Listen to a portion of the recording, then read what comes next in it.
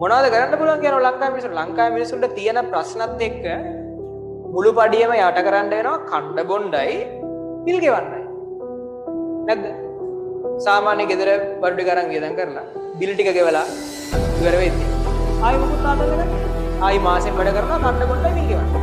ඒක නම් කරේ. ඕක කරන්න නම් මේ මාසෙ කරන්න. ඒ උතනින් එහාට දෙයක් කරන්න ඕනේ. ඔයාලට තියෙනවා ටාගට් එක. මේ ශේෂ්ත්‍රයේ මම ඉස්සරහට යනවා.